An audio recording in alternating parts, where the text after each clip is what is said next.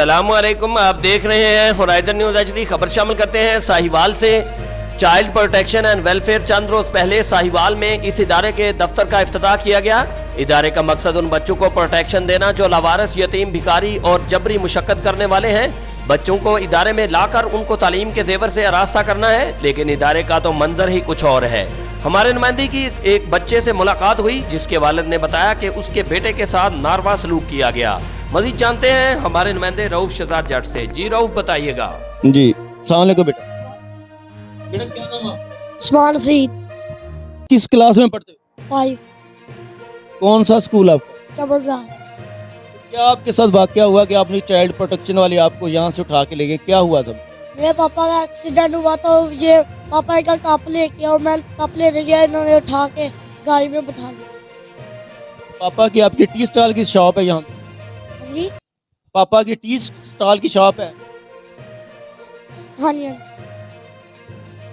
तो बेटा ये काम करना तो यहाँ पे उन्होंने मना किया कि छोटे बच्चे ने काम नहीं करना, शॉप पे आगे। आपकी एज इतनी, आपकी पढ़ने की एज है, तो आप शॉप पे आगे काम कर रहे थे? नहीं, मैं काम नहीं कर रहा था, मैं तो स्कूल से आया। उनके साथ मेरे उनके वालिद भी मौजूद है, उनसे मैं बात करता हूँ। उनका क्या कहना है? जी, आपका नाम? मोहम्मद नवाज। क्या काम? चाहे देखो बच्चे आपके पास ये काम करता है? ਕੰਮ ਨਹੀਂ ਕਰਦਾ ਐ ਮੇਰੀ ਨਾ ਲੱਤ ਤੇ ਸੱਟ ਲੱਗੀ ਹੋਈ ਐਕਸੀਡੈਂਟ ਹੋਇਆ ਸੀ ਮੇਰਾ ਪਿਛਲੇ ਹਫਤੇ ਇੱਥੇ ਹੀ ਹੋਇਆ ਸੀ ਸਾਹਮਣੇ। ਇਸ ਬੱਚੇ ਨੂੰ ਸਕੂਲੋਂ ਆਇਆ, ਮੈਂ ਕਿਹਾ ਪੁੱਤਰ ਮੇਰੀ ਹੈਲਪ ਕਰਦੇ ਯਾਰ। ਉਹ ਸਾਹਮਣੇ ਉਹ ਕੱਪ ਫੜ ਲਿਆ, ਇਹ ਕੱਪ ਪਕੜਨ ਗਿਆ ਵਾ, ਉਧਰੋਂ ਉਹਨਾਂ ਨੇ ਗੱਡੀ 'ਚ ਬਿਠਾ ਕੇ ਤੇ ਇਹਨੂੰ ਲੈ ਗਏ ਆ। ਉਸ ਤੋਂ ਬਾਅਦ ਮੈਂ ਇਹਦੀ ਮੈਡਮ ਦਾ ਵੀ ਫੋਨ ਕਰਵਾਇਆ, ਉਹਨਾਂ ਨੂੰ ਇੰਨੀ ਮਿੰਨਤਾਂ ਕਰਵਾਈਆਂ। ਮੈਂ ਕਿਹਾ ਵੀ ਇਹ ਮਿਹਰਬਾਨੀ ਹੈ ਤੁਹਾਡੀ, ਕੋਈ ਕਿਸੇ ਗੱਲ ਦਾ ਨਹੀਂ ਉਹਨਾਂ ਨੇ ਕਿਸੇ ਵੀ ਚੀਜ਼ ਲਿਆ।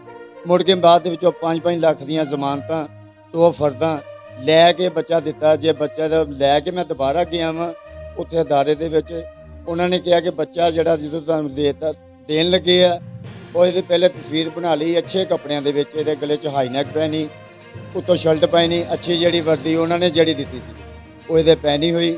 ਉਹ ਮੁੜ ਕੇ ਬਾਅਦ ਦੇ ਵਿੱਚੋਂ ਫਿਰ ਮੁੜ ਕੇ ਬਾਅਦ 'ਚੋਂ ਤਸਵੀਰਾਂ ਖਿੱਚ ਕੇ ਮੈਂ ਬਾਹਰ ਚਲਾ ਗਿਆ। ਬਾਹਰ ਵਾਲੇ ਅਮਲਿਆਂ ਨੇ ਕੱਪੜੇ ਇਹਦੇ ਕਹਿੰਦੇ ਵੀ ਆਹ ਉਤਾਰੋ। ਮੈਂ ਕਿਹਾ ਵੀ ਬੇਟਾ ਉਤਾਰਿਆ ਕੱਪੜੇ। ਮੈਂ ਕਿਹਾ ਜਿਹੜੀ ਬੱਚੇ ਨੇ ਸ਼ਰਟ ਪਹਿਨੀ ਸੀ ਤੁਸੀਂ ਉਹ ਤੇ ਦਿਓ। ਉਹ ਵੀ ਭਾਵੇਂ ਉਹਨਾਂ ਨੇ ਜਿਹੜੀ ਨਾ ਸ਼ਰਟ ਜਿਹੜੀ ਹੈ ਉਹ ਤੇ ਕੱਪੜੇ ਉਤਾਰ ਹੀ ਲਏ।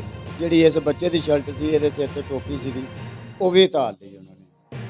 अच्छा, जो वापसी आया तो उसकी क्या हालत, इसमें क्या कहना क्या हुआ वो मुझे बताएं। कि ਸ਼ਰਟ ਜਿਹੜੀ ਇਹਦੇ ਕੋਲ 2 ਸ਼ਰਟਾਂ ਪਹਿਨੀਆਂ ਹੋਈਆਂ ਸੀਗੀਆਂ। ਜਿਸ ਸ਼ਰਟ ਦੇ ਵਿੱਚ ਲੈ ਕੇ ਗਏ ਸੀ ਨਾ ਇਹਨੂੰ ਪਕੜ ਕੇ, ਜਿਹੜੇ ਕੱਪੜੇ, ਉਹ ਬਲੂ ਰੰਗ ਦੀ ਸ਼ਰਟ ਸੀ ਡੱਬੀਆਂ ਵਾਲੀ, ਉਹ ਵੀ ਉਹਨਾਂ ਦੇ ਕੋਲ ਤਸਵੀਰ ਮੌਜੂਦ ਆ।